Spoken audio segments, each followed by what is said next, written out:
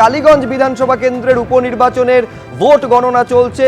সপ্তম রাউন্ডের গণনা শেষে তৃণমূল কংগ্রেস প্রার্থী আলিফ আহমেদ তিনি এগিয়ে রয়েছেন। দ্বিতীয় স্থানে উঠে এসেছেন বাম সমর্থিত কংগ্রেস প্রার্থী কাবিল উদ্দিন শেখ। ছবিতে দেখে বুঝতে পারছেন 23 রাউন্ড পর্যন্ত গণনা হবে, কিন্তু তার আগেই একেবারে সেলিব্রেশন শুরু করে দিয়েছেন। বিজয় উৎসবে মেতেছেন তৃণমূলের কর্মী সমর্থকেরা।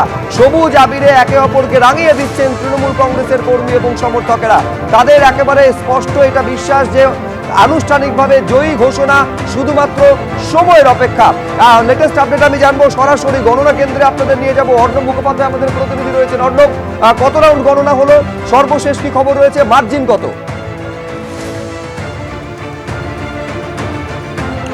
দেখো, অষ্টম এবং নবম রাউন্ড চলে এসছে এবং অষ্টম রাউন্ডে আমরা যেরকম দেখছিলাম যে অষ্টম রাউন্ডেও কিন্তু বাম কংগ্রেস জোট এগিয়েছিল, মানে দ্বিতীয় পজিশনে ছিল। কিন্তু যেটা দেখা যাচ্ছে নবম রাউন্ডে ফের বিজেপি কিন্তু সেকেন্ড পজিশনে চলে এসছে। ফার্স্ট পজিশনে রয়েছে অবশ্যই তৃণমূল কংগ্রেস।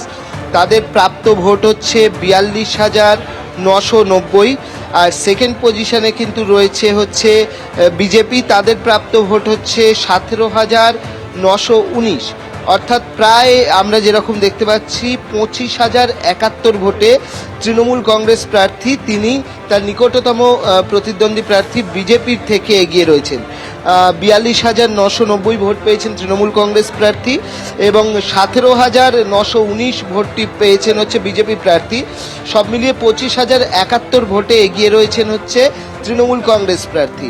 এবং তৃতীয় স্থানে এই মুহূর্তে চলে গিয়েছে হচ্ছে বাম কংগ্রেস জোট, যাদের হচ্ছে 15,339 ভোট পেয়েছেন তারা।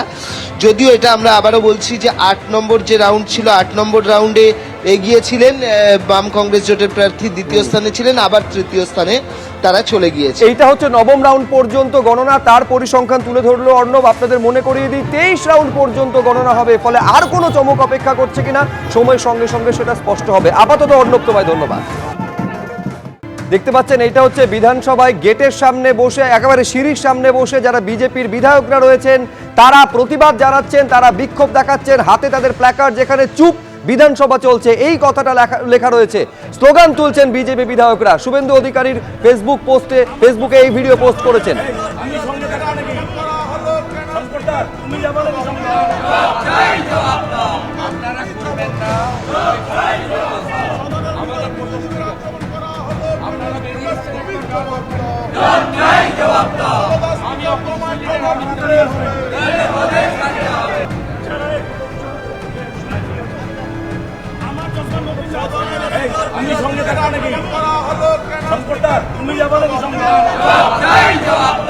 আপনারা করবেন না,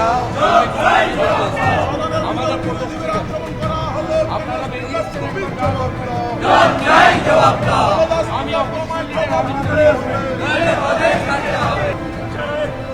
বিধানসভার নিয়ম অনুযায়ী মন্ত্রীরা বইয়ে নেবে শাসক দলের বিধায়কদেরকে উত্তেজিত করে।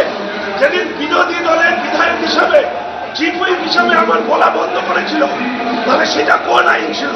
এই কথা বলার পরে আমরা প্রতিবাদ জানিয়েছি, মার্শাল ডেকে নিয়ে এসে আমাকে নিচে ফেলে দেওয়া হয়েছে। বিধানসভা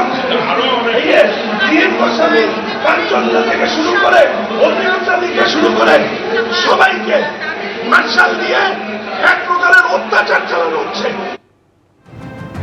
অর্থাৎ এইরকম একটা পরিস্থিতিতে রীতিমতন উত্তাল বিধানসভা।